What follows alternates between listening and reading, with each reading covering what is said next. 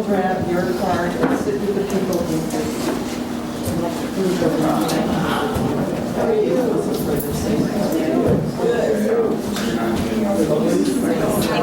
Yes. Oh,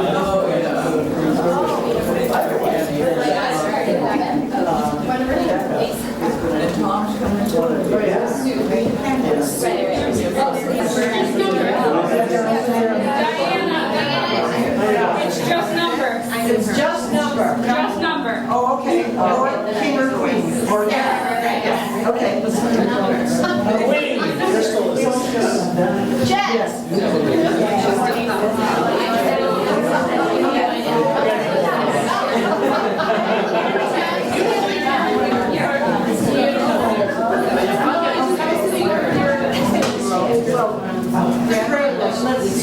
Welcoming Tracy, she's well.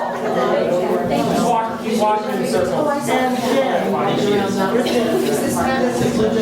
Should everybody take out of their folder day 2, the activities description for day 2, and please refer again to your logistics handout from yesterday. And storytellers, don't worry about any of that.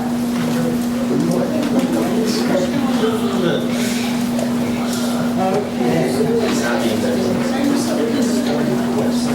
So Jared isn't quite here yet.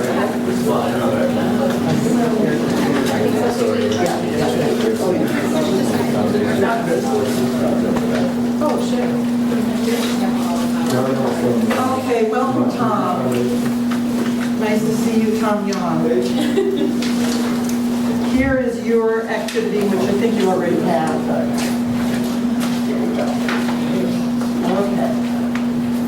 Okay, so I think most of the people in this room know each other except for the storytellers. So I would just like to have a very quick go around where people just say what school they're with, and as a storyteller, why we've invited you to come here, just so everybody gets a sense of who's in our circle. And maybe we could start with Ken. Hi, I'm Ken Williams. I am a prof here at SAT. I'm an associate. I'm Crystal Long. She's our third-year student intern, in case she's forgetting. She's going to be a junior at the UHS. Anything else? She gave an amazing speech last night. She's a little gross. That's just about it. I'm Mary Goodall, and I teach at Dummerston. I'm Mark Zeiger. I'm an engineer. Sorry. Okay, so Mark is one of our storytellers, and reflecting in one of our handouts today, which is the brochure from McClure, one of the professions which each of the storytellers portray about jobs that will be needed in this region in the next 20 years. Thank you. I'm Steven. I am a senior at Brattleboro School of Student Influence. I'm Connie Woodbury, and I've partly retired from working in international development with an organization, Joseph Moss. Hi, I'm Keith Lyman. I'm the principal at Brattleboro Area Middle School. I'm a storyteller, but most people don't like to hear him. So he's Connie's sidekick. I'm Andrew Stino. I teach 5th grade at Green Street, and I guess I'm also a storyteller. You sure are. Lynn Borofsky, and I teach at Putnam Central School. Judith Palmieri, School Counselor Academy. I'm Anisha. I'm an intern at the WSESU Developmental. Thank you also for your speech lesson. Ron Staley, Superintendent of Schools, Windham Southeast. Part of my job is to tell stories every day. I'm Scott Colma. I was an SIT student, and I'm off-campus based there. I'm acting as a student intern and also the adult for the Vernon Elementary School. I'm Lauren Keach. I'm the school counselor at Putnam Central. My name is Tom Yon. I'm with Windham Regional Division High School and offers college and high school credit for middle school students eventually, so we're hoping to introduce them to how that connects with career, how what you're doing connects. Career and college. So Tom is a key component of today's early morning theme on college and career readiness, and has helped a lot with making me think about the best way to get across the message of the amazing courses that are available through dual enrollment. So we'll go over his activity as soon as we finish with our introductions. Carolyn. I'm Carolyn Oliver, and I'm a volunteer. And Carolyn isn't just a volunteer. Carolyn will be perhaps stopping you during the day or asking you to refer her to students during the day who you are seeing some changes take place with, or there's a great experience they had. She's going to be writing a story for the media about our work here. So the most powerful story is the story of change inside hearts and minds. And so if you have a student that you see doing new thinking or exploring or saying wonderful things, please direct me to him or her. I'm Lil Levine, and I'm a forester and environmental educator and author. And one of my clients is SIT. oh, that's neat. That's great. So here's, as every storyteller is, here's another profession that in the next 20 years in this region we need more of. I'm Chantal Alvin. I'm the counselor at Guilford. I'm Cassandra Holloway. I'm the director of the Brattleboro Area Prevention Coalition. So we've been integrating the Above the Influence throughout this whole weekend and hoping to integrate it into the leadership team's work, since a lot of it is about social competencies to protective factors to preventing youth from misusing substances. So we just see that it's really aligned. So I just wanted to kind of explain my presence here because I wasn't here yesterday to do that. So thanks. So just a quick thing before Kendra goes, and that is that BAPC has offered to give each of our students a gift at the end of the day, a Frisbee and a little tattoo. So they'll end the day with taking those home. Okay, I'm Kendra. I'm a senior at Brattleboro Union High School. I'm working at Green Street this weekend, and I'm a photographer. She is going to be, as we do each year, preparing a collage of photos of all of the students during these 2 days, and she'll be presenting it at the end of the day today.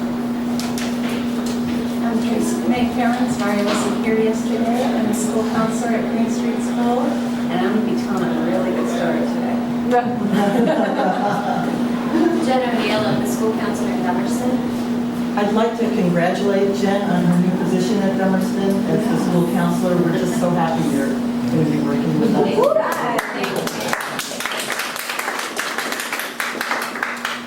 And I'm Melissa Lemna. I'm the meeting and events planner right here on campus for learning. And I'm telling my story today.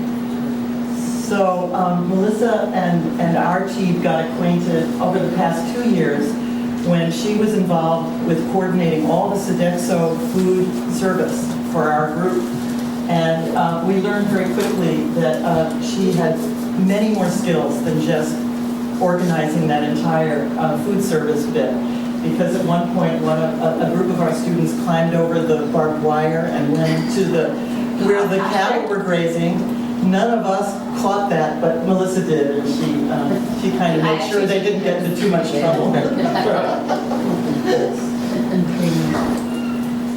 So just a quick thing. I'm Catherine Mason. I'm the school counselor at Guilford. Okay, so welcome everybody. You can see from the go-around what a team we have to work with today. It's really fills my heart.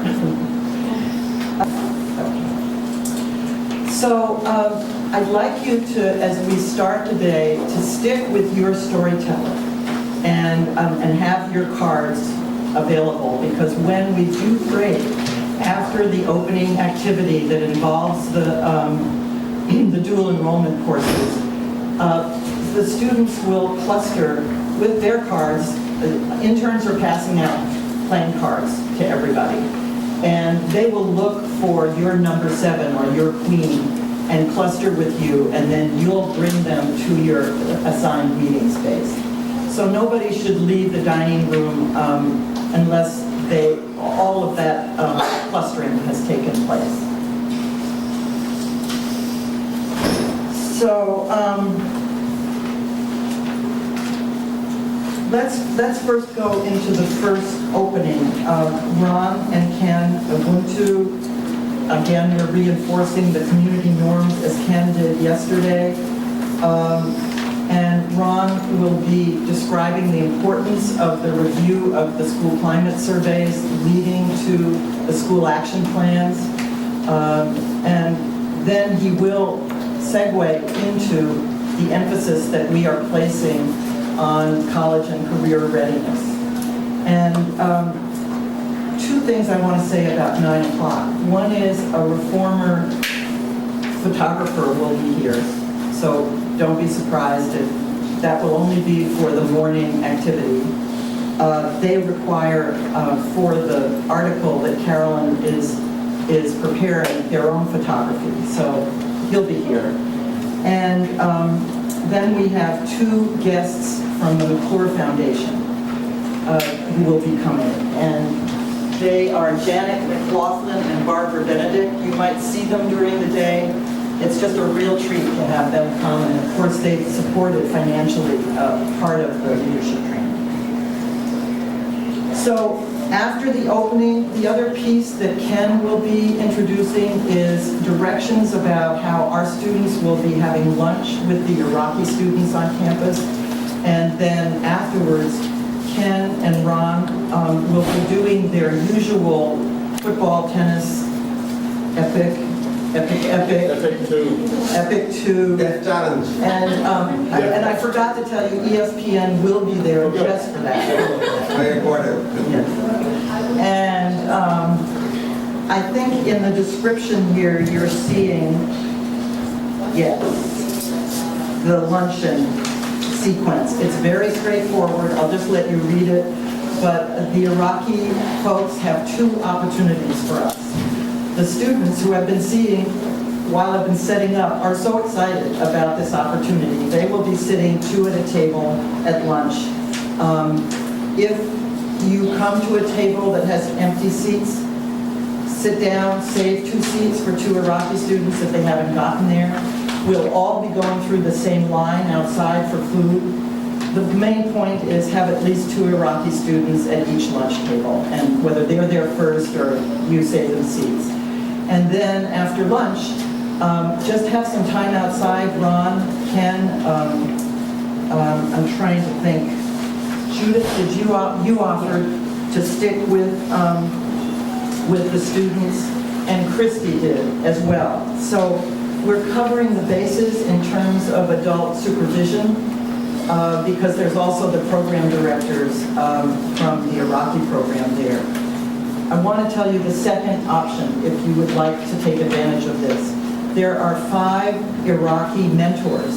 They're adult educators from various parts of the country who are with this group of 50 Iraqi students. And they have offered to just sit and have time with our adult supporters in 105, room 105 at 12:45 for 45 minutes. So if you just like amazing opportunity to sit and get a sense of life and work in the education field in Iraq and exchange some ideas, please do that and know that we have the bases covered with the students. But you might be equally interested in just seeing how the students experience this whole exchange. Everybody at 1:15 is getting together on the Voice lawn right outside here for a final big circle with everyone together before we go off to our 2 different activities at 1:30. So you have some choices there that you can make. So next, the storytelling sessions. You can see in our logistics the different rooms that are available. That's this page. It has 2 charts on it. I just kind of like you to look, you know what number or suit or whatever you have, king, queen, jack, queen, jack, ace. So you know that in terms of breaking up into 9 groups. You can see now where the location is that we've assigned. And this is all if it was bad weather. So it's, there are 3 groups in the cafeteria. You're going to want to be outside. And there are 2 groups that are in room 201. Andrew, I think you should go outside and find a nice place to be. The same thing with Mark and I think Russ, you're going to designate a place for Mark Sider and because Mark is going to be videoed by Russ there from BCTV. And a place that's not too windy so that the camera works. Yeah. So anyway, your choice. If you don't even want the room you've been assigned, find a wonderful place outside. We're then at 10:35 going to have break and snacks. And that will be right here in the dining hall, so that's easy. And then go into our school groups. And the school groups, again, are assigned. Once again, go outside. There are flip charts and materials for the review of the school climate surveys available. Yeah. I'm sorry, I didn't mean to interrupt. No. Is there a difference between the cafeteria and the dining room? No. No, thanks for, no difference. Again, outside, and then at 12, we get online to eat out, go through the food line that will be outdoors, and have our 2 experiences with the Iraqis. And once again, from talking with the program directors, most of the Iraqi students that I've had brief conversations with are very fluent in English. But just to take care as you're part of the interactions with comprehension and recognizing that at times it's better to speak slower or to repeat or whatever. And just that the students have that understanding that they might need to slow down a bit. Okay, Boys Lawn at 1:15, and then into our school leadership teams for the actual planning of our action plans that will be based on really the assessment that has been done of the school climate surveys, where you've been asked with your teams to identify the 3 strongest measures and the 3 measures that really have some concern that your team has indicated. Asking them to make that judgment of what it is that they feel are most important to work on. The 3 strongest they want to make stronger. The 3 weakest are things that they might put into their strategy ideas to turn around. And the hope is with the action planning that you're delving into those 6 measures and then coming out of it with, you'll see the last handout, is picking the 3 top most important things to work on. Which measures are we going to really try to impact? And in doing so, what is one action that in our discussions we think would really strike it with improving that measure? So that's what your teams will report at the end of the day at I think it's 3 o'clock. No, excuse me, 3:05. Each team will have, I'll have 2 flip chart stands up in the dining hall, and we'll have a couple of microphones, and at least 1 or hopefully 2, your whole team could stand up there and report, which has been great in the past. But each team will have the limelight to share what they think are the 3 most important actions to take and measures that they're going to impact. Have we talked about maybe having them share if they had something that was really working in their school? That's something there's time for that? Like if there's something that they feel like they're doing really well and they want to share with the other schools, there might be an opportunity to say, sure, this is an activity we do, or this is something that we're working on that seems to be working in our school. Sure, let's just see. We have, I think that will work because it looks like we have about 5 minutes per team, and that's ample to something that's really been in the past year. The reason that that might be hard for some kids is that they're new to their team. Right. And this is the first time they're together with their team. But the senior members could certainly feature something that they felt worked well last year and they want to continue. So this is the chance for the schools to really get a jump start to the school year with their teams and unify them. Are there any questions, or for those of you that have had experience with this last year, any recommendations you might have?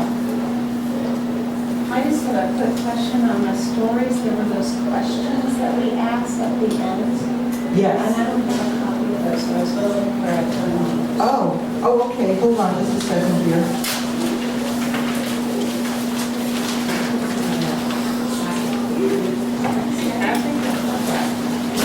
Here you go, Tracy. And how about for all the storytellers, would you like another copy of, this includes the questions, it includes a recommended activity for anybody else? It's what you and I have gone over, but it's really great to see it again. Maybe should we just take a moment to walk through this storytelling? Yeah. Does anybody else just want one, even though you're not a storyteller? It's in your day two. So once again, let's could somebody hold up their flyer from? Let me just get it. No, the McClure flyer. Ron, just hold it up. Okay, we would like to, Ron will be referring to this in the opening. We would like to refer to it throughout. So what you're seeing here on the first side of this is a listing of all the storytellers, and each of them you'll see relate to the brochure, to the listing in the brochure of potential jobs. So that's just, a point of interest. We'll start around 9:20. Again, I want to give Kim and Ron, first of all, their chance to do a real welcome, so I don't want to rush that. And then we want about 10 minutes to do the dual enrollment piece, in which, and maybe those of you that are taking a corner, you can each have your sign. So this is Ron's. This is Tom's stem. And Peyton would like to assist Tom with the stem. She's taken a bunch of dual enrollment courses in science. So I'd like any of the interns that have taken courses in any of these areas. Cassandra is business. Ken is liberal studies. Any of you that have taken as interns courses in any of these areas, stick with one of the signs and that person. And as students are going around this gallery, this is what we thought would be a simple, it's somewhat superficial, but it's a simple way of letting these middle schoolers know, when you get to the high school, look what you have as a possibility to take. And there's no way we're going to cover 47 courses and describe that to them. It is in their folder. They could look at it with their folks at home. But they might hear about 2 or 3 through the interns or the person that's holding the sign, a few opportunities that might pique their interest. And that's really the point of this. It's no more than 10 minutes. And during the end of that time, the interns are distributing those playing cards, and we'll move right into the storytelling. So the storyteller first is giving a portrait, or I call it a staircase, of where they have come since their high school time, and what choices they made professionally. Is it time? Okay. And then they see if there's any questions. Then they tell a story about how they've utilized the social competencies in their work. perhaps a success, perhaps a big problem, something that they solve where they use those skills. And then there's time for reflection, and that's where I ask the interns and the school support people to help with that process and to arrive at a great question and answer time for each storyteller. It looks like we're up. Time's up? Yeah. Okay. When do you want the interns to participate? No, please, interns, don't hand out the cards until after we've been circulating around and looking at the STEM courses and the others. I'll kind of alert you because we might be running a little bit late. Thank you, everybody. Have a great day.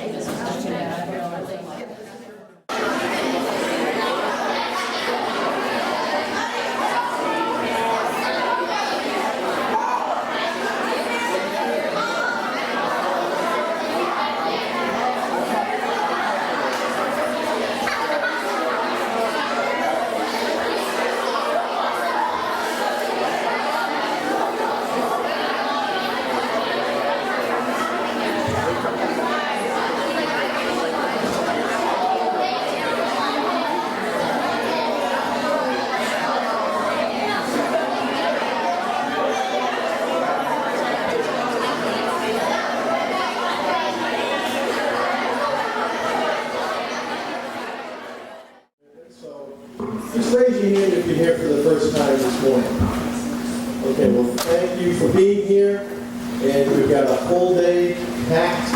It was really exciting to see all your parents here last night. I think everybody had a good time, and we're going to have to talk to John about those ice cream sundae type configurations. Were the first people making their own, or the staff? Because those are huge. That was good. But everybody got there. Everybody got some, except some of us did not get vanilla.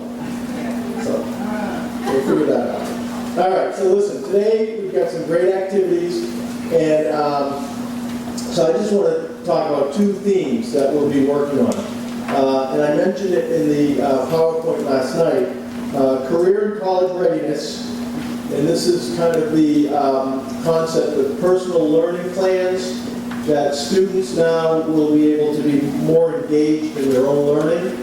So in the middle school and high school, there's going to be a little bit more flexibility in terms of what you're choosing to study and what's your interest fields and how you go about accomplishing that. Not just sitting in a class and getting so many hours in the class. And we've been doing this for a while, so it's really exciting that as middle schoolers, you're going to be hearing more about it this year in your schools. Keith Lyman, principal at BAMS, he's our district expert on proficiency-based learning and PLPs. So if you have any questions about this, any at all, just see Mr. Lyman. Bring it on. And he did a nice job in the touch football team, although he was not the prevailing team. Anyway, so I try not to get competitive, but I can't help it. So one of the things that we're going to focus on today, and I'm not sure in your packets, the students have this list of the dual credit courses. These are courses at the high school where you receive college and high school credit while attending the school at WSESU Career Center. So we're going to spend some time today looking at these courses and talk about what is entailed with that. We also have a great brochure, Pathways to Promising Careers, Vermont's High-Paying, High-Growth Jobs. And so we're going to utilize this brochure, and as you look at it, you'll see 67 promising Vermont careers. And it goes from high school and other training to associate's degree to bachelor's degrees, master's and beyond. The McClure Foundation has sponsored this study, which is really helpful to us in school because we can show this to our students and say, okay, so if this is your area of interest and these are your courses, the pathway that you'd like to take, then it's going to really mean something when you go off to college or a training program and have some work when you finish. work that you really enjoy doing. So we really appreciate that. We have 2 representatives from the McClure Foundation with us over in the back. So thank you for being here this morning. We'll get you involved in all of the activities. And then the other portion of the day will involve you working with your school groups on the student climate surveys that you've taken every spring for a number of years now. And what we've done is summarize those surveys based on your individual schools, the areas that appear the strongest, and the areas that need some help. And so one of the things that I feel very strongly about is having students engaged in this work, working with their school staffs, their teachers, their principals, on finding ways to improve these outcomes. Because it's the students that are reporting these outcomes. So you are key members of the school community to come up with ways that we're going to improve the schools through the school climate. So we'll spend more time on that a little bit. So I'm going to turn it over to Dr. Ken Williams, and he's going to talk about the epic match sheet, along with other topics. Good morning, everyone. How are you today? Good is not good enough. How are you today? Perfect. Good, great, excellent. That is good. Today we have a real treat. We'll be meeting some students from Iraq. Where is Iraq? Go for it. In Eastern Asia, sort of like where the same areas like Iraq. Just around that area. Yes, around that area. So Iraq has been in the news for the last 10 years or so quite a bit. What has happened in Iraq that also connected to understanding this area of the world? Can I tell you someone else? Yes. This is the first and then someone. Pardon me? What about war? War. What is it for war? There's war in Iraq. There's a war in Iraq? Okay, all right. Yes. well, groups have been forming there that have been trying to go against the USA in ways that generally involve terrorism. Okay, great. Groups like what? What are any names of any of these groups that we've been paying very particular attention to? ISIS. Hey, you're connected to the news. Very good. Now, what's the capital of Iraq? What's the capital? Baghdad. Okay, all right. You're connected. All right, so Baghdad, and there's a neighboring country, Iran, and that's also in the news. So today we get to meet some students at lunch from Iraq. The process will be when you come to lunch at 12:15, we will take our lunch, and then we're going to come to the tables, and there'll be a mixture. We will mix with some people from Iraq. We have 50 students from Iraq currently on campus, and about 5 adult members with them. While you sit at that table, you'll get a chance to talk with them, ask them questions. We will also explain the program. We'll explain our program, and they will explain their program, what they do here. A lot of them are young adults. They are based on 14, 15, 16, 17, 18, and they do things that one of the things we do here with them is we work with them the skills on how to work in conflict, leadership skills, how to facilitate and work in difficult situations. So they will tell you some of the work they're doing here, and then ask them about their backgrounds and how they work in Iraq. Life can be pretty tricky over there for many years. I've been working with this program in Iraq for quite a while, and I've learned quite a bit.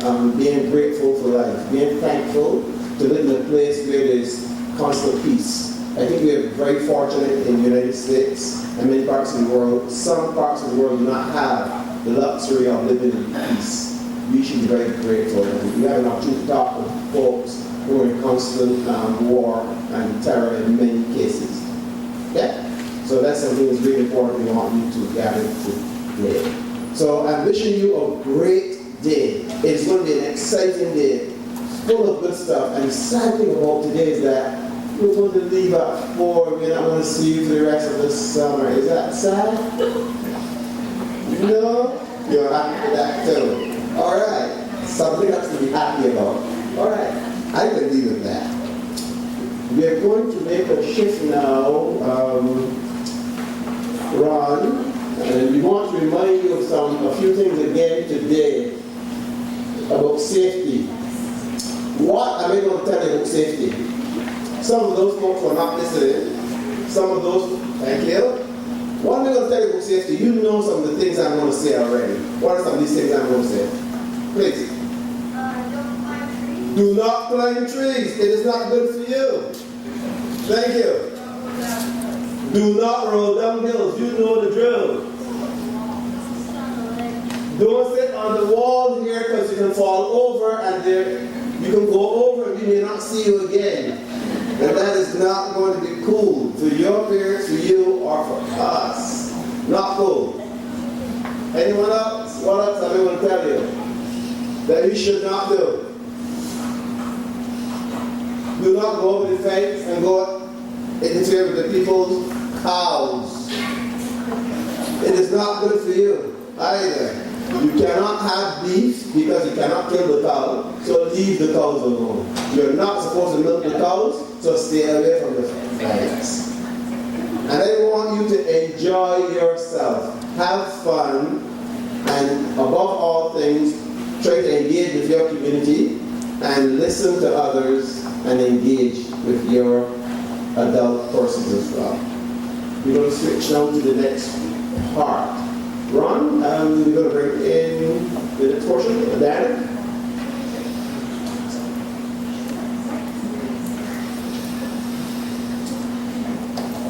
Thank you, Ken. All right, we are now ready to explore the dual enrollment opportunities that are happening at the high school.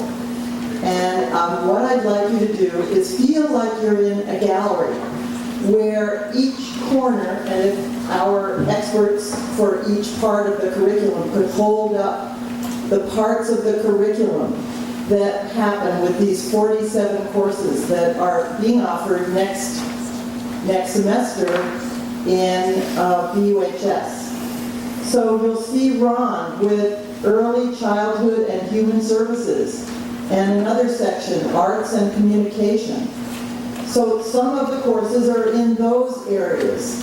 If you want to explore the arts or you're interested in early childhood, go to Ron if you want to hear about what kinds of courses are offered in the high school in the dual enrollment area.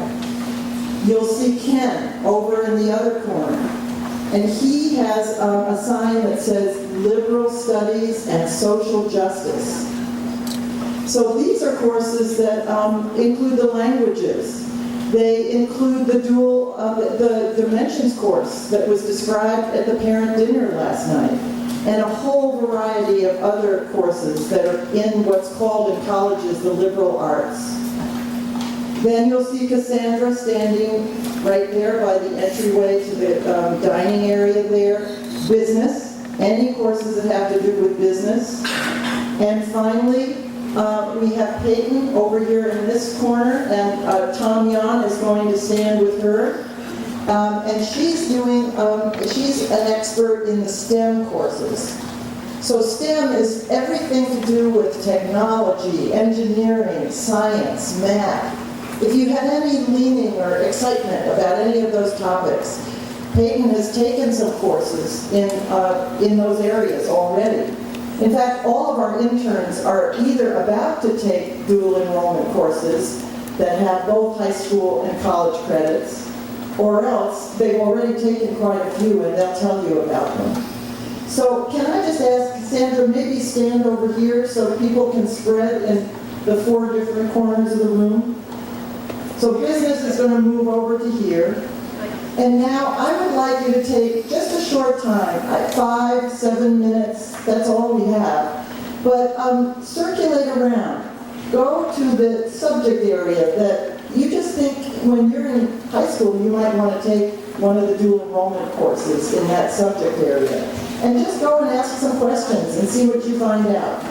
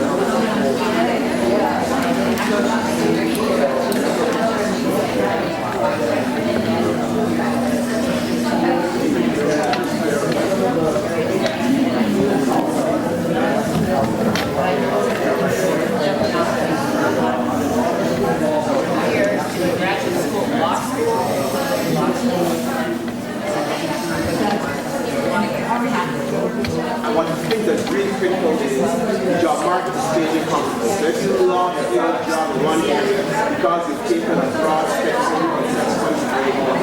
You can actually transfer those skills like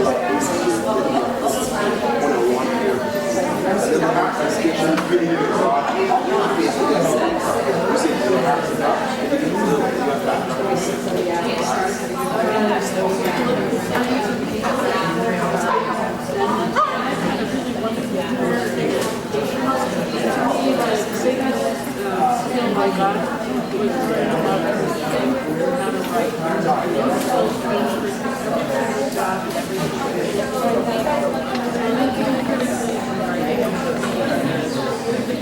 That was when you were saying that was exactly your skills. I was thinking writer, so awesome. And they said that the job market is changing, so some of you go in with one particular focus. They have a switch. You ever ask me that and you will be flexibility to figure it out. Skills like that. I way back, I also have that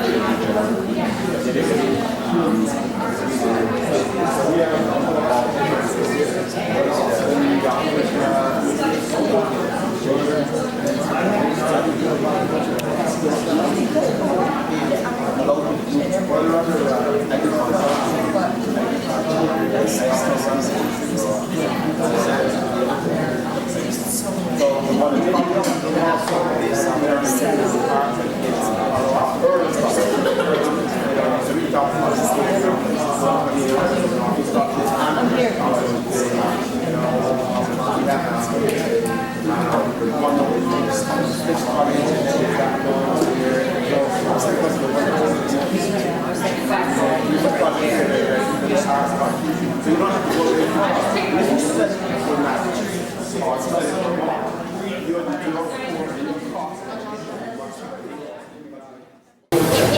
just like project 80,000. Yeah, 80,000 is one. To give something that can read across. You got soup kitchen, there's soup kitchens that Yeah, you can or go to things that. you're doing volunteer church, Boy Scout organizations, things like that.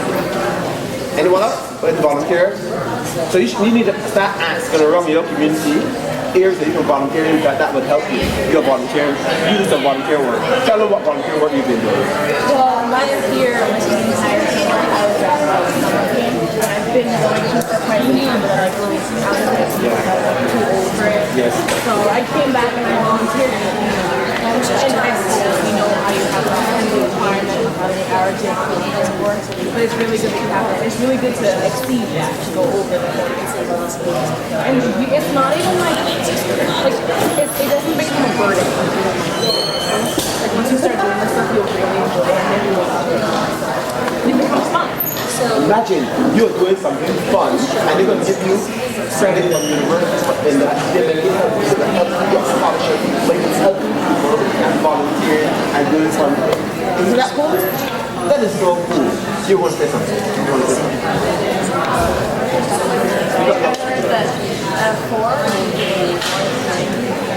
Yeah, there was some like converter. And then like A 4G, if you hit, go to 4. If you go 4.0, that is perfect. So if you're doing straight A's, you're off the charts. You got your GPA 4. You're smart for me. I'm not going to get from you. I ain't doing it. I'm just kidding. I think you're really smart. Does everybody have a playing card? Thank you all for coming over.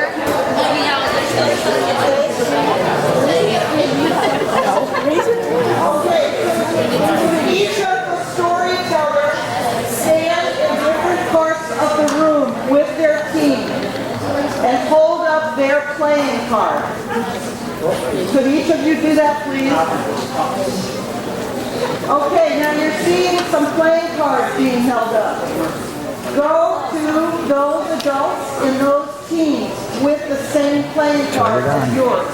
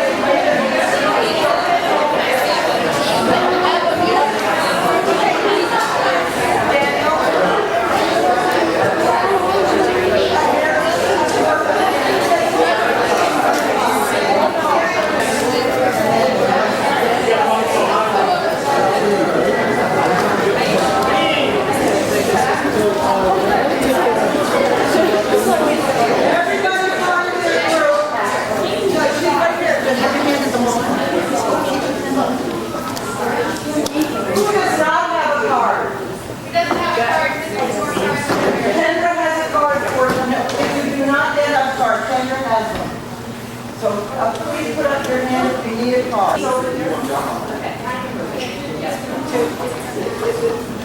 Now keep your group separate so we're sure to get the right amount in each group, okay? Does each group have about 6 or 7? Are we okay? Yes, we're good. All right.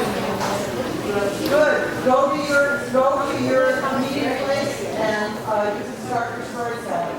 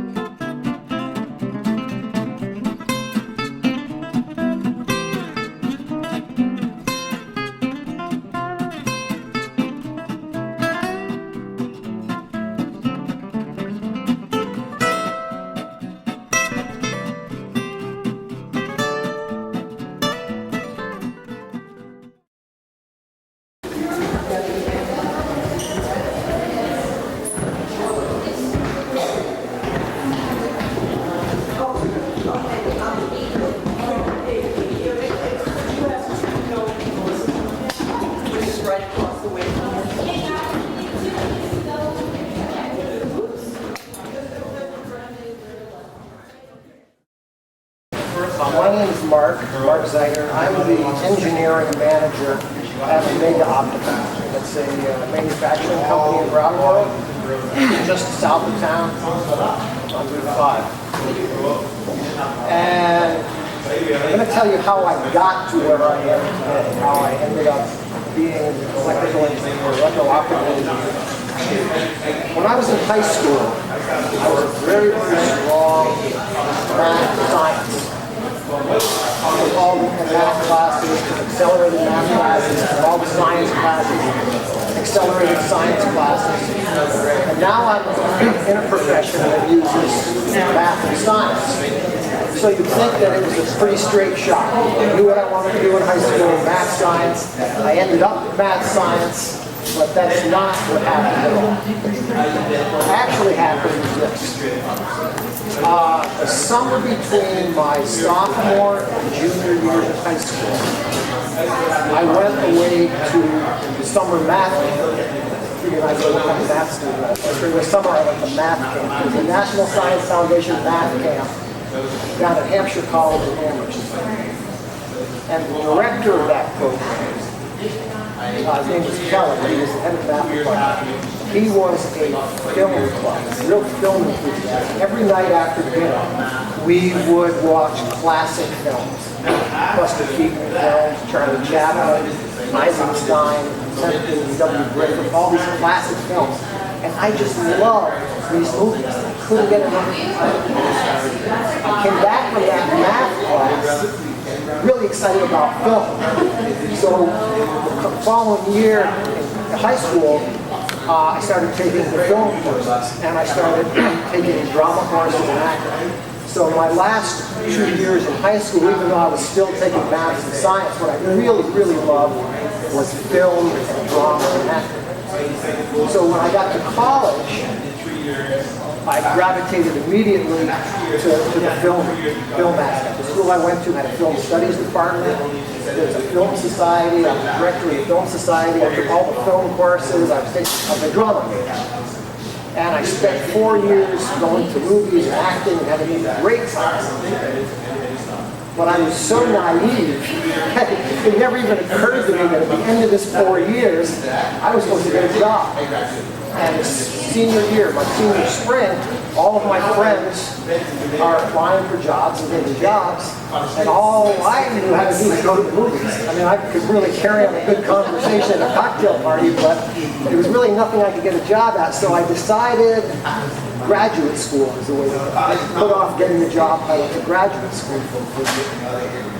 And I was looking at graduate school. There were a lot of doctors in my family, and my father had always wanted me to be a doctor. So I said, oh, medical school. Because the doctors, he did a pretty good job. All the doctors I knew had big houses. So I decided I was going to go to medical school. So then I re-enrolled at St. Michael's College up in Winooski. I took all the pre-med sciences in 1 year. At the end of the year, I took the med boards. I did really well on the med boards because I had just spent a year taking pre-med sciences.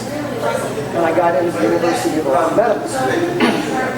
I was there for about 2 years, and it became pretty obvious that I had absolutely no interest in being a doctor. There was a polarity I couldn't stand the course material.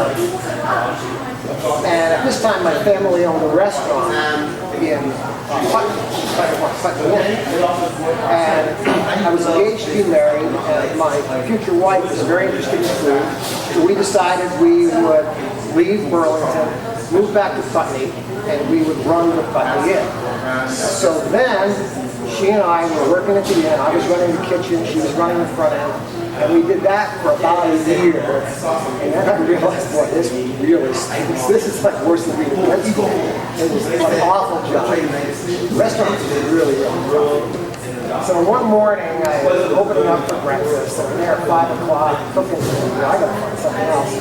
And then I remembered how much I liked math and science. You know, and I still did. I still like math and science. And it occurred to me that engineering was a profession that used math and science, and it used it at a level that was of interest to me. Because I also found that when I was studying sciences, as they got more theoretical and more removed from the real world, I wasn't as interested in it. And engineering used math and sciences at a level that was still something you get your hands on. So we moved to Boston. I enrolled in Northeastern. I took the electrical engineering course. I graduated in '84 with a degree in electrical engineering. And there were a lot of engineering jobs around the Boston area at that time. So I got a good job at an engineering company, and I was working for a company that did engineering for the Air Force. So I got to travel around to Air Force bases. And while I was doing that, now this was just straight electrical engineering. Didn't really have a specialty, they just had general electrical engineering. They would pay for a master's degree, the company I was working for. So I enrolled in the master's program at Tufts University. It was an electro-optical engineering master's degree program. And as soon as I had enough coursework under my belt that I could carry on a conversation with job interviews, I started interviewing for jobs as an electro-optical engineer. Even though I knew practically nothing about electro-optical engineering, I still went on these job interviews, and they were going about as you would expect. The jobs were going very well. And then I had an interview at Raytheon, and it went really well. It seemed like every question they asked me was something I knew. I got along well with everybody. I said, this is all I'm going to get this job. And a week later, I got a letter saying, well, you know, you're a strong candidate. Unfortunately, we can't offer you the job. And I felt really bad about it. And I was talking to my sister's boyfriend, and he said, I wouldn't accept it. I said, what do you mean you wouldn't accept it? You don't accept it. Call him back and tell him so. I called up the engineering manager, and I said, you know, you made a mistake. You really have to consider me again. He said, well, I'd like to, but I really don't have the funding. I can't do it. I said, okay, so I'm going to pay for it. And I thought about it for about a week, and I called him again. And I just kept calling him and pounding him. And finally, he said, oh, come in for another interview. Just shut me up. So I went to the interview, and a week later, I got a job offer for more money than we had been talking about originally. I didn't figure it out. So I was there at Raytheon for 5 years. While I was there, I finished up my master's degree. I have an MS now, electro-optical engineering, and I was there. And then in '92, Raytheon closed down the Laser Products Center. I needed to find a job. My wife and I, the whole time we were living in Massachusetts, we're trying to figure out some way to come home. We both grew up, I grew up in Brattleboro, she grew up in Putney. And in Brattleboro is this company, Omega Optical. And I knew Bob Johnson, who owns the company. So I called him to see if he knew anyone that was doing laser development. That's what I was doing for Rico, designing lasers and laser systems. So I called him to see if he knew anybody in the area who was doing laser development. And he said, no, I don't, but I need an engineer. Why don't you come work for me? And I said, sure. That was my 45-minute job search. We came home, and this was in '92 that I started working at Omega. And I've had a number of jobs there, always engineering. Over time now, I'm the engineering manager there. Mostly I do engineering, not a whole lot of management. So that is how I got to where I am today. So it wasn't just a straight shot from math, science, student in high school, right to math, science career. There were a lot of meanderings back and forth, a lot of side trips, a lot of dead ends, you know, and I don't regret any of it. I really am happy that I took the course that I did. I was a little late getting started in the job market. I was like 30 when I got my first job. But it really wasn't, it was a good thing. It was a good thing in every regard. I mean, I've got a wide breadth of things that I've studied, things that I know. A lot of engineers, there's a stereotype of engineers about being very straight, all they know is engineering, and they can't carry on a conversation about anything else. And I feel that's, well, it certainly doesn't apply to me because I never didn't do this straight. I was wandered back and forth and ended up where I am. And that's my story, how I got where I am today. Any questions?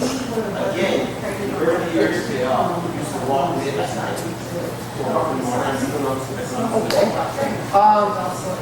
So we have an activity more discussion, but I'm just curious, do you all understand, have a sense of what laser work is? And Well, then I was supposed to talk about my job specifically. Okay. There were two parts of this. Okay, then you. Yeah, but you have a question?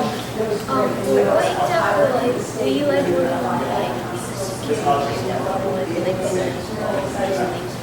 Well, for the Air Force, actually, before I got into it, I was working on security because the part of the Air Force I was working for was responsible for all the security systems on the bases. So we would go to like the bunkers where they had atomic bombs, how do you go into these nuclear bomb bunkers. We would look at the security systems and we would analyze them and try and figure out how they could be breached and then redesign them. But when I was doing laser work, that was industrial. Lasers were pretty relevant. But we made these big laser systems that had high-power lasers that could just blast range. But we would use for very fine and very precision. So, what I do now is, let's say I work at Omega Optical. We make what are called optical filters. And what they do is they very selectively let certain colors of light, certain wavelengths of light through, block other wavelengths. And they're used, like we have some filters that are up in the Hubble telescope.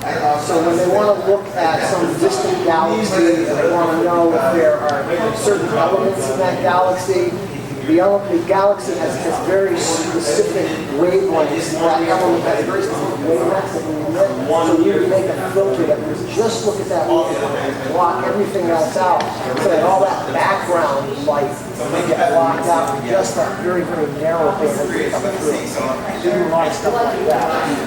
I'm just going to go. So now, in my job as the manager of electrical engineering at Omega Optical, I'm sort of, I guess I'm kind of like the technical lead. I'm supposed to be the one that makes technical decisions. Everybody comes to me with these technical decisions. The fact is a lot of the times, I really don't know. Someone will ask me a question or a problem will come up, or we'll have a filter that we need to design that's particularly difficult. And I've got an idea, I've got training, I've got background in it, but I'll come up with what I think would be the best way to make it, but I'm not the one who actually has to make it. There are a lot of people on the manufacturing floor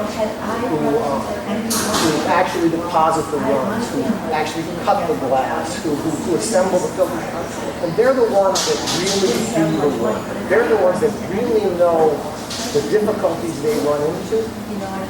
So if I have a particularly challenging request from a customer and it's going to take, and I'm trying to think of the best way to do it, I'll come up with a plan. But before I'll go back to the customer and offer them something, I'll sit down with people on the floor who are actually going to make the parts and ask them to look at my plan and tell me what do they think, where are the difficulties going to come from, because they know better than I do.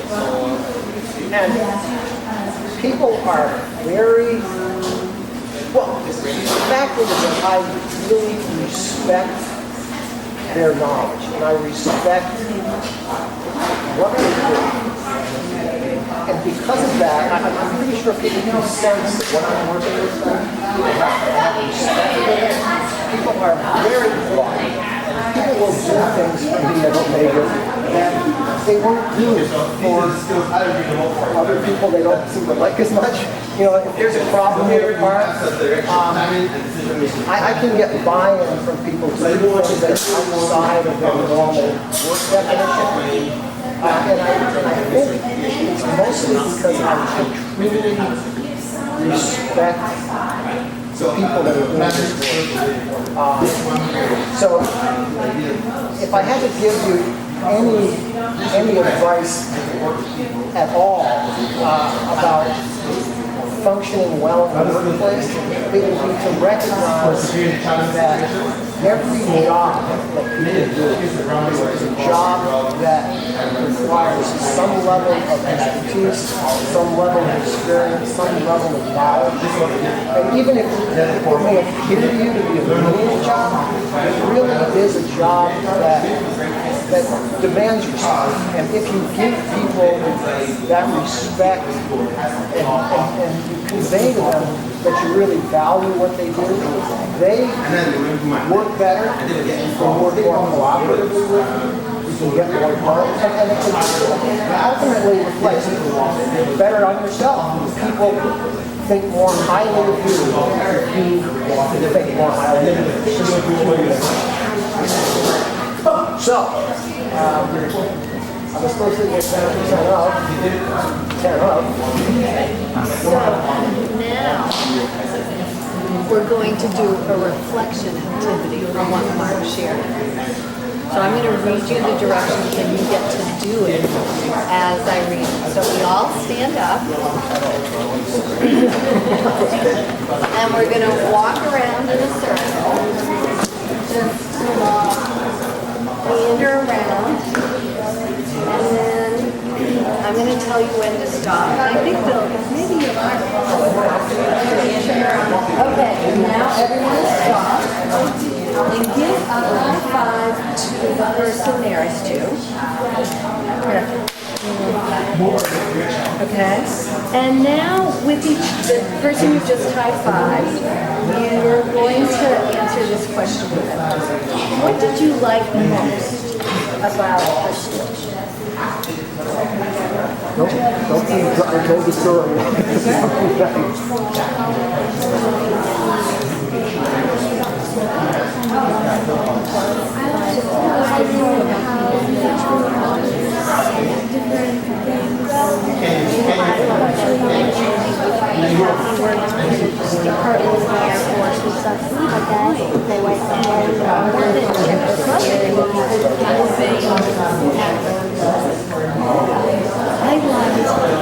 You put it so well.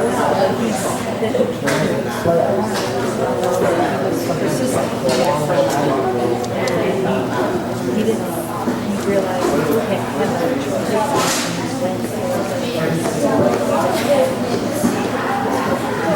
Okay.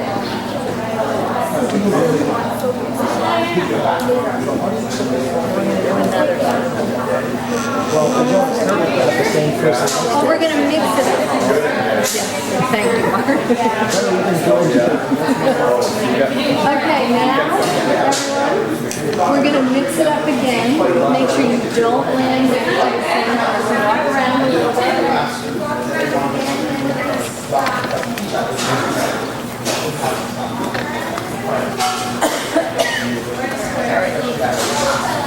Now stop and give a low five to the person there.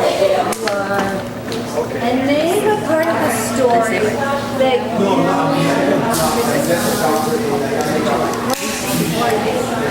name a part of the story that seemed most difficult. So most difficult, is that a code word for didn't like? Most difficult. No, what I think when you heard the story of Mark's career, his staircase, what about it seemed difficult to you? And then we're going to do this like another round.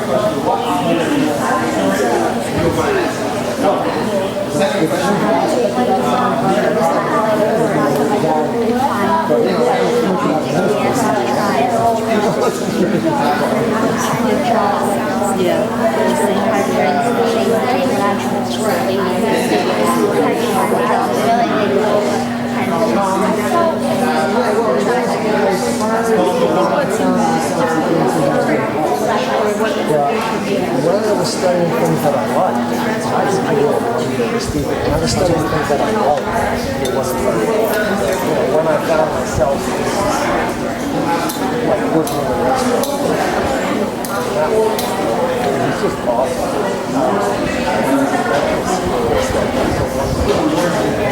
Absolutely no interest in struggling to stay away. we're gonna do it again. Everyone walk again. One more question to do.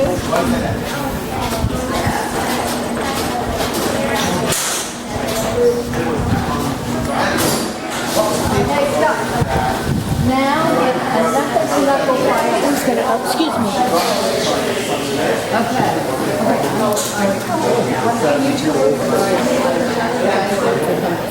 First, kindergarten, first and second grade. Did you work with them? So what are you doing now? Okay, why don't you two do it together? And then I'll do it. And the question is, think of a question for our storyteller. Okay? One question that you might have that we're going to bring back.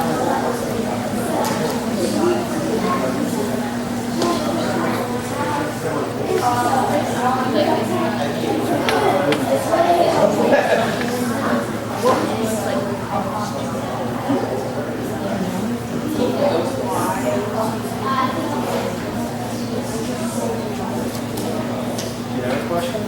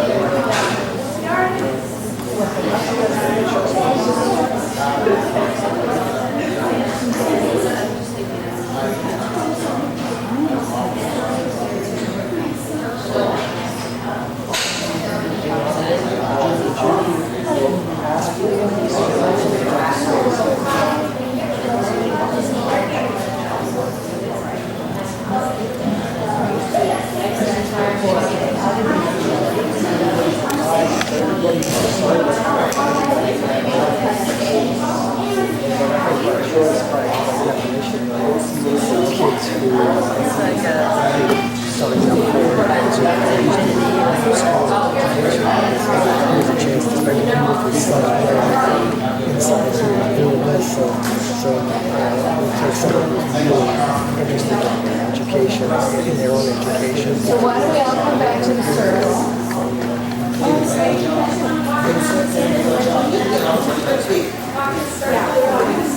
Mark, you get to sit.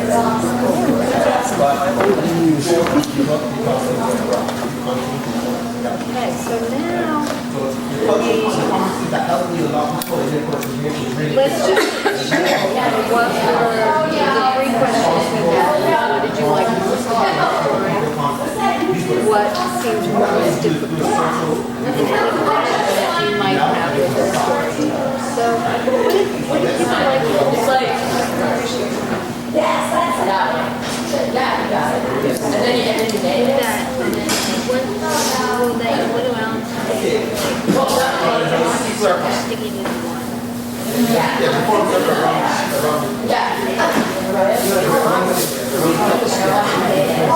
I get this idea that it's supposed to be moving, having straight line. I wasn't doing it every time still young. Last time I came with it, but I feel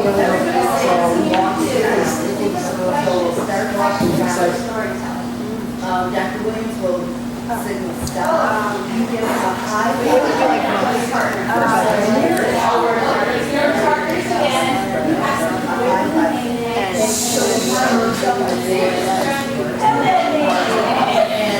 Yeah, that's kind of my mind. It's frustrating because I figured out exactly where you were thought given where I started.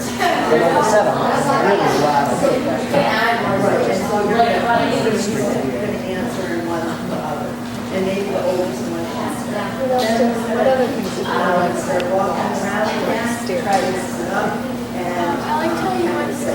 job, give a road to the person next to you, and name a part of the story that seems most. Yeah, when I was in college, I decided to study film. My parents were really upset. It was an expensive school.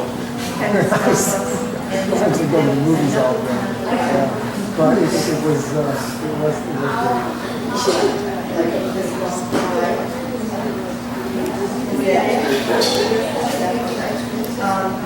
You'd like to be an expert taster? No, I just said that was the thing. I did it in baseball. Right, if you're gonna do it, you're gonna do it when you're young. Because once you get to be a certain age, you start reading ice cream. Anything else people really like? I liked how you tried so hard before I let you go. Well, at one point, after the first couple of fall starts, and I was getting married, it really started to come out of the bush. When I was actually studying engineering in Boston, my wife was working, so I had to go to school. At that point, I had a real obligation to do well. So every morning after breakfast, she would go to her job, and I would go to the library at the university, and I would stay there all day. I would either be studying or in class all day long, and at 5 o'clock, we would be home, so I really treated it like a job. Consequently, I did really well. First of all, because I was older than everybody else, so I had gotten all the college partying out of my system. I've been through college 1.5 times already. And another thing was that I was really dedicated myself.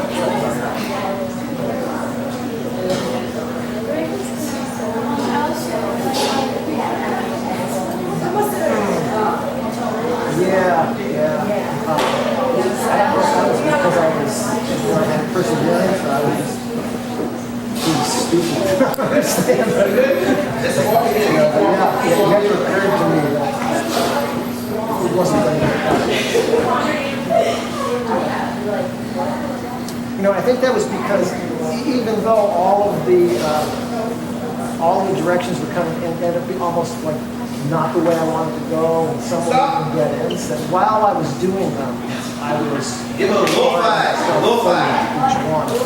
So I think if you do that, if you really work hard and apply yourself, eventually things will work out for you. So the next question is, name a part of the story that seemed most difficult. You talk about the scene most difficult.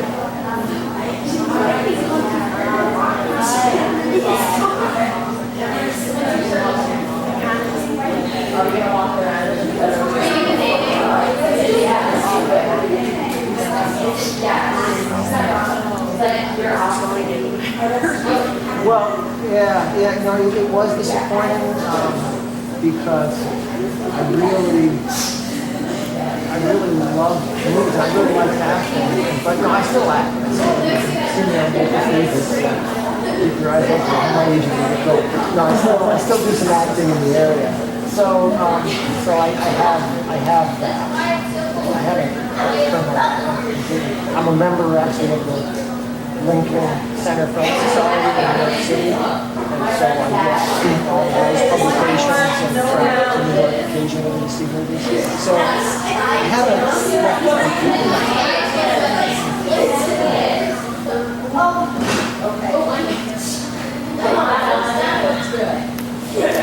I thought it was really difficult and a brave thing to have the courage to just keep going. Like, I think there's a way where I can tell kids I know go back in for that job. And kids often feel like, well, I'm nagging, or that's being annoying. Should I really do that? Well, the thing was that the job to that point had gone so bad, and I finally had one that seemed to go well. I said, this is so far the only real opportunity I've had, and it did go against my nature to do that, to keep calling the guy up. And years later, I worked at Raytheon for about 5 years. I was always tempted to go in his office and ask him why he hired me. I could never figure it out. But that was probably of my entire career, what calling the trajectory. That was probably the most difficult thing. Call that person, and then after he said no the second time, to call him again. At that point, I said, well, what do I got to lose? I already made him once.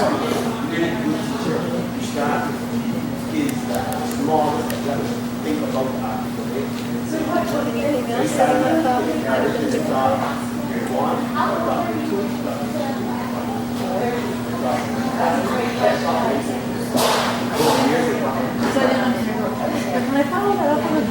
Any more questions? So I'm thinking because so many of young people now communicate only through like text and emails and adults. So you're talking about your experience of calling. Are you seeing in your career now change in emails, and what would you advise to young people about communicating with? Well, I guess it depends what kind of information you're trying to communicate.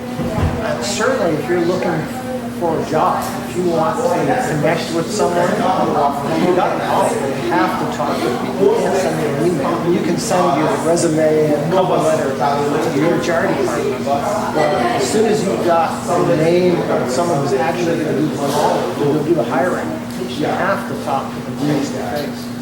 In my dealings day to day, technically, I do a lot of exchange with email because it's very efficient. I can put all the information, questions I need in an email, send them to an engineer, and then that engineer can respond in an email when it's convenient for them. But when issues are particularly complicated and there are a lot of different avenues that we can go down, a lot of different approaches, you have to call an engineer. You have to have a conference call, a video call, because in the course of that conversation, what often happens is that information that you didn't realize was important gets communicated. And then the conversation can head off in an entirely different direction than it wouldn't have if the communication is strictly electronic. So there are places for both. Like I said, emails are very efficient, but it's anything that requires subtlety is complicated.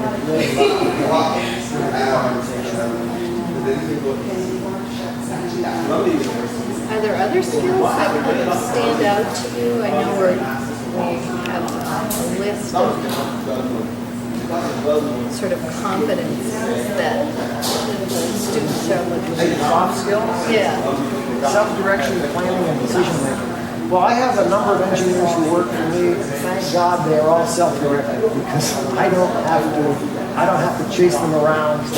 All I need to do is we have a meeting on one day, we go through what needs to be done. I say, you do this, that, and then these people will direct themselves, and they're highly valued because of that, because of their self-direction.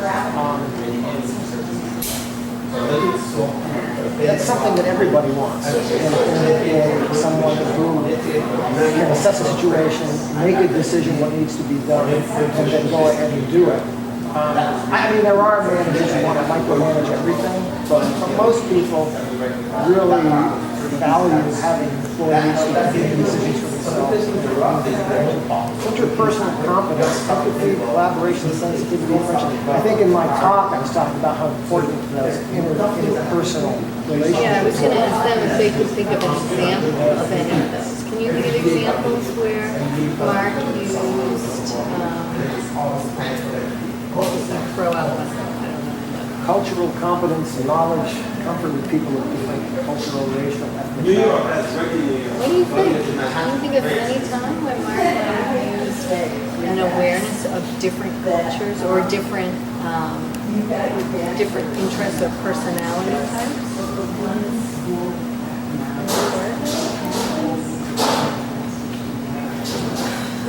Barack, you shared something with me that you said you thought was would be really difficult. Remember what you said? Remember you talked about when Mark would get a problem and he didn't really know what to do. And you thought that was probably difficult. Do you remember that?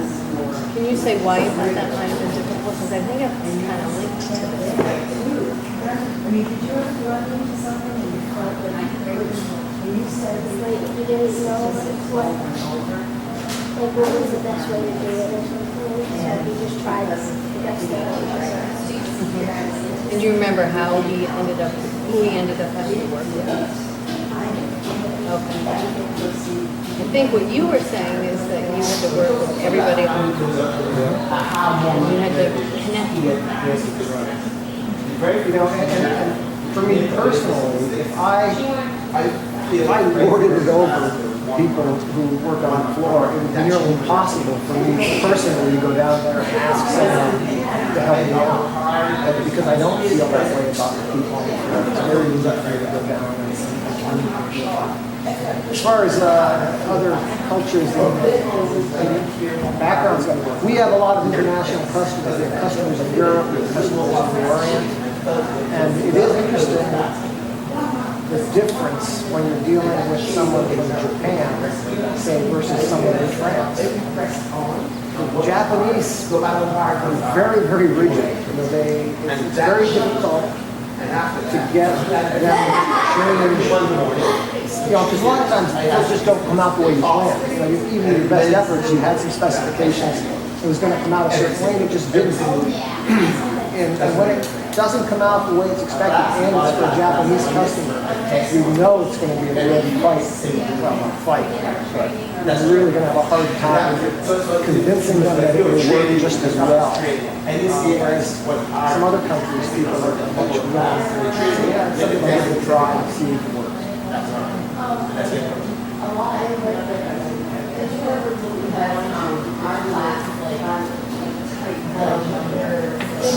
Can you guys think of, like in school, in your own personal life, like the first one we talked about self-direction, what would that look like in schools, yourself or at home? What is that self-direction mean? Give an example of what that is. I would shop once a year. I never been to the market except once a year. I don't know if we shop but I would went to those once a year during the summer. I never had a I didn't know what it was. Yeah, when you have to kind of be independent and do work things out on your own at school. It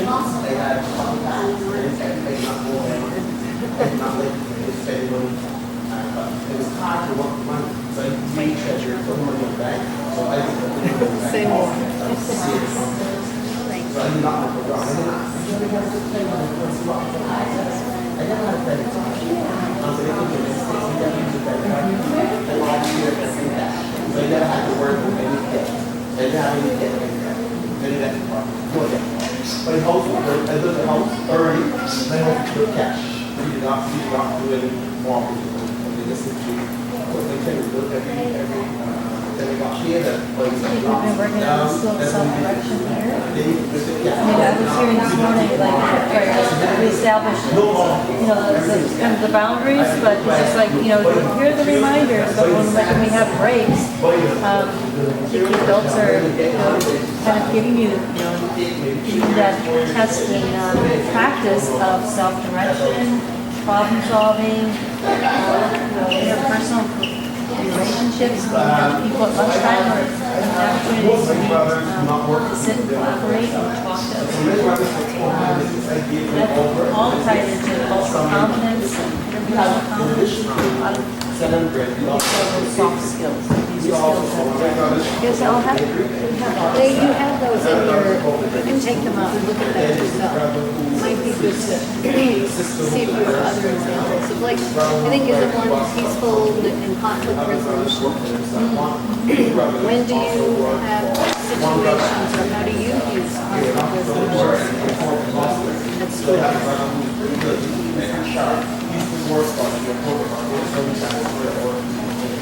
Break times?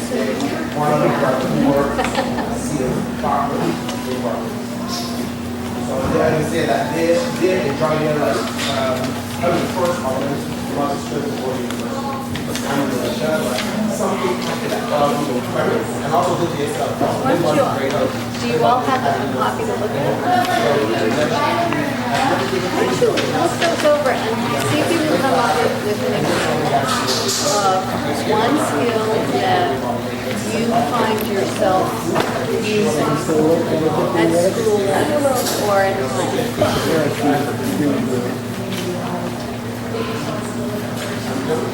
Do you have anything So look at the different skills there, because those are different skills that we're always focusing on here, and that you'll be focusing on in your leadership. So it would be really good to just start with thinking about and appreciating what ones you're already using.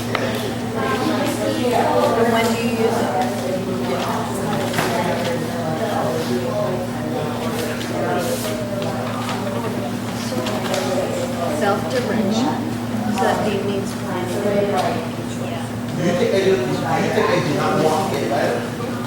I have a very fair. Would you speak up, sir? I'm very fair. Well, One thing that don't usually, I think the consequences does. And I think sometimes I like get know angry what's crazy. going on. But I also thought about what example is people who get angry. Let's say my they dad was told me going they to want go to to be the restaurant. That. So I thought my mother when not one to embarrass her every day. So you like to plan? Yeah, I like to work. Uh-huh. She told me And when, so that's a cool skill.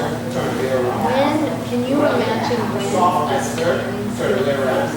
Which means that often someone is wanting to speak bad of you. And she said, it's to tell you. That's a lot of somebody walk there. And I'm not fine. So she would say that to me.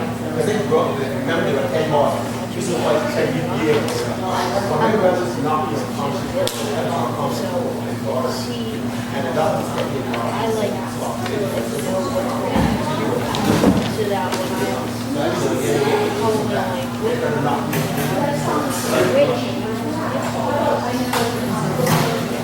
So no surprise in this. So planning helps you stay organized and keeps those surprises from being surprised. Yeah. It's a great skill. What about anyone else? She went off on me and she told me that I stop her. And I'm very thankful that I never felt Can you speak up a little more? It's hard for me. Or hard for all. Just like, so I have heard I'm just saying something I want to do. That's not happening. Good. Why I'm not and not here. I would be able to because the fact that I go to stop but people basically things in the future and consequences. Makes sense? Yeah. Anything else? Any other consequences? Which one is difficult? So I did the process, then I went to the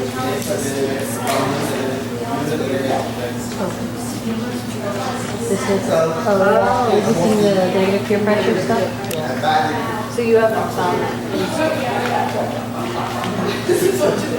I'm curious, because when I was in school, I experienced a lot of negative peer pressure, and I think that's because of the years that I had. Do you experience a lot of negative peer pressure that you feel you have to make a decision to go the other way, or being pressured to do something that you don't feel comfortable with?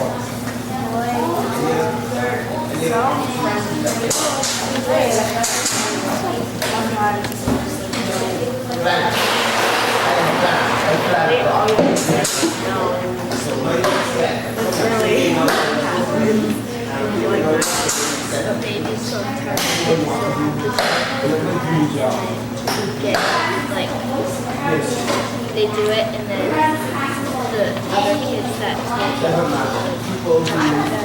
they blame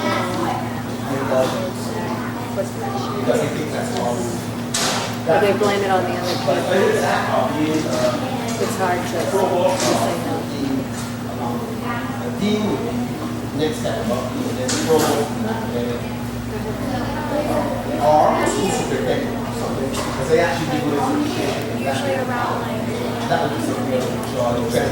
This is in students and also academic become really strong. So pressure, help me understand that. Pressure is like your family wants you to do something? So that's more you have obligations. It's not like your parents pressured a lot in the wrong liquor store. Is it that whole thing of sort of trying to figure out how do I keep my family happy, but I also want to spend time by myself?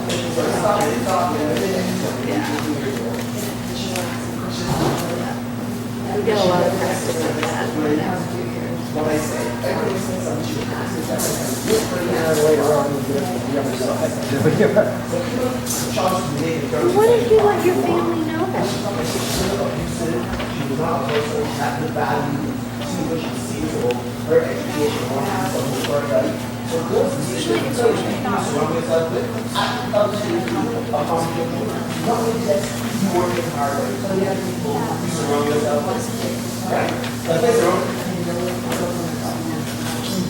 Absolutely. So you have to think of, so choosing your friends is really important and getting to know goals. Does that make sense? Yes, you can involve a certain kind of people. But when you people who like handle, people who are doing jobs, for example, such and such a person, your name is with the wrong crowd, and that will choose that. So who you hang around with. Charles is the wrong guy to do. So I made it very clear, not only just to academic work, but also to all your hang around. When it's all people heading in the wrong direction, that's wrong. And then one that people who were drinking alcohol, they were I was just thinking about the lunchtime today. You know how you're going to have an opportunity to have lunch with some of the students from other faculties. And I look at these skills, and I think maybe it would be helpful to think about what would you feel comfortable talking to them about, asking them about. Maybe how, what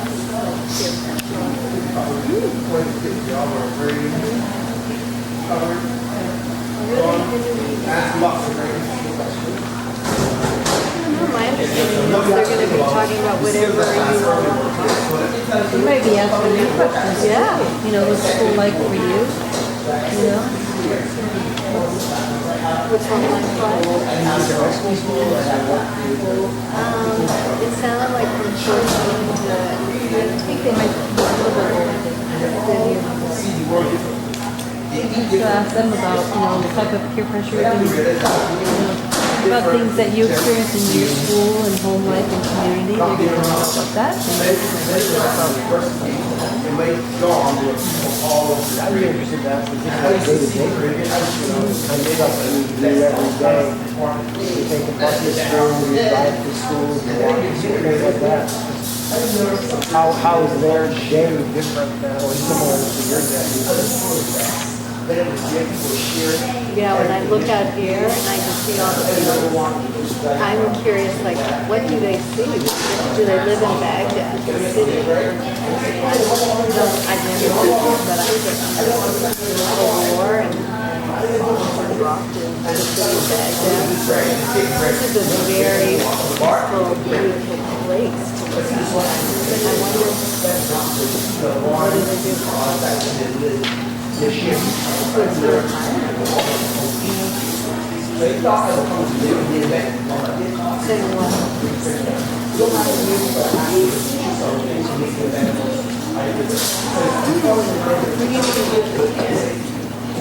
It's different. Like the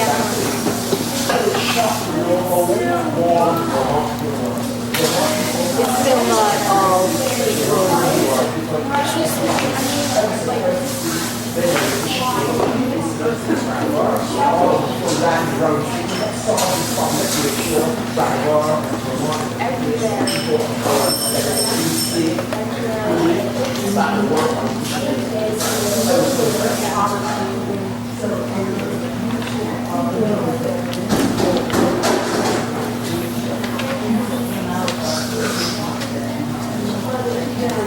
it just might look different here.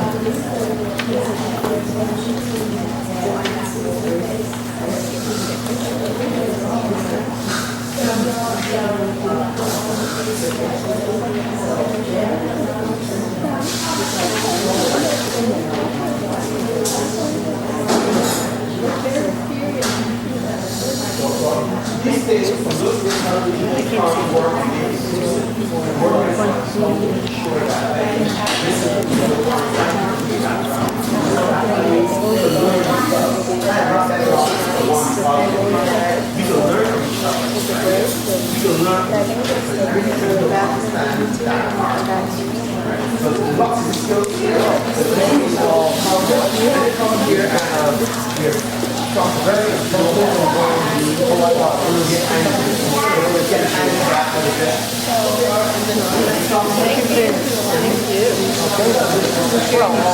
inspiring.